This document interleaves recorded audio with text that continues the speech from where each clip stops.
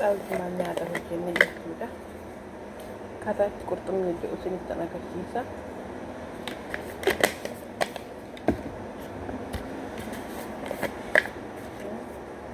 Kuni karkamisa jedhamudha. Kun immoo garfaa.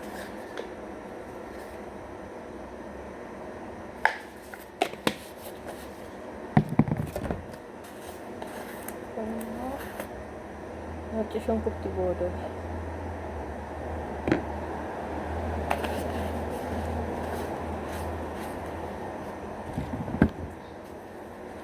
Kun immoo janjabii.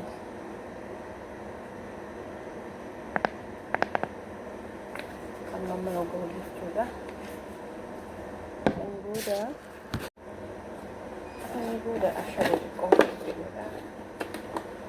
Itti waan godhee daakeeru jechaadha.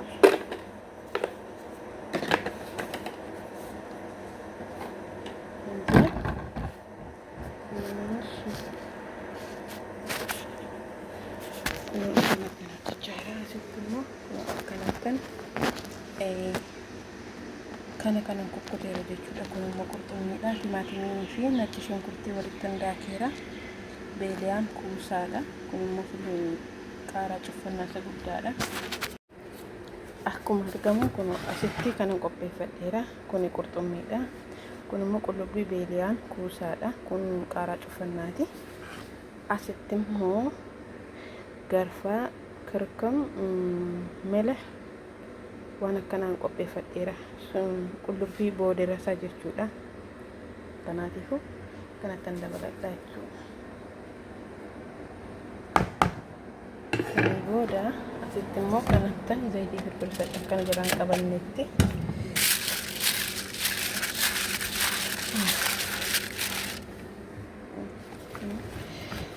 Waliin nyaachisna.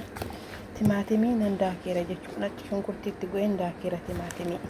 Saniin booda waliin raawwasaa tokkoffaa fooliisaaf xuruu nyaata shunkurtiin fooliisaa akkanaa keessaa balleessine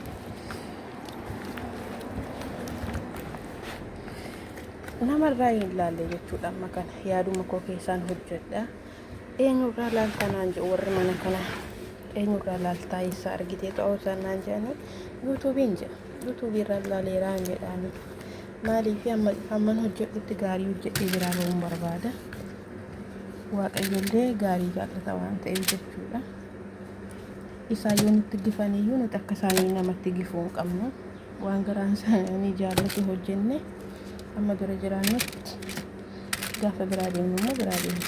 Waaqayyo buddeen nu baasee jechuudha. Akkanatti hojjedha jechuudha.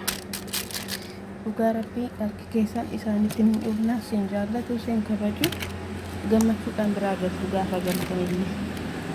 Sanii booda isin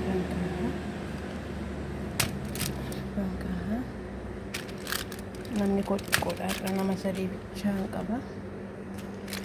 Suura ta'eef kana bichaan hojjedhee jechuudha. Sanii booda kanatti irra firfirsa.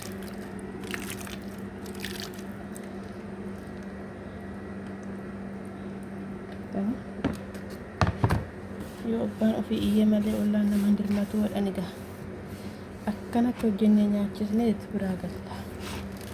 Sanii galee yoo harki keessan tole, yoo amalli keessan isaanitti tole, waan garaa raasee waan gaarii namaa nagara.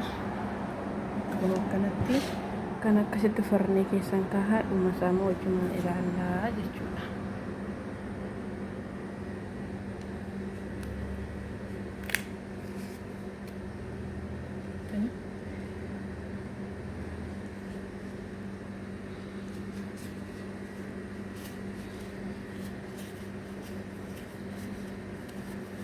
Hojjedha. Dhugaa Rabbiin dhibaayinaa yeroo hojjettan dhibaa'ummaan malee hojjedha. Waaqayyo dafqa keessan isinii eebbisa. Misaa koo irratti immoo dhugaatii isaan dhugan hojjechaa jira jechuudha. Kun maangoodha. Kun immoo amma biyya keenyatti waan jedhamu hin beeku. Akkanattan qopheessaa jira jechuudha. Har'a waan dura hojjedheen beekneen hojjedhee yaa'u sima kallee yeroo hundumaa naan hojjedha. taqsiira kana gisee sadii moo gisee afur bichaan hojjedheera jechuudha. Himi ufti kamaan gittiin ishee bocachuu jedhanii immoo nan sodaadhe akkanatti. Eela kunoo dhumni isaa kana fakkaatee jira. Akkanatti bishaatee babaafadhee akkanattan ukkaamseera jechuudha. Akkanatti ukkaamsee akkas godhadhee isiniin jedha. Shibeettani akkasii akkam jirtu nagaa keessanii nagaa kooti fayyaa kootii galata rabbii naa ta'uu nagaamoon irraan sanii hojiitti biizii ta'eetanii malee lafa jirtanitti immoo nageenya waaqayyoo hunduma keessaniif haa baay'atu. yuutuubii kommoo sabiskiraayibii taa'ii naa gochuu hin dagatinaa saniin jedha. Walaa jajjabeessinu wal malee homaan qabnu waan ta'eef jechuudha.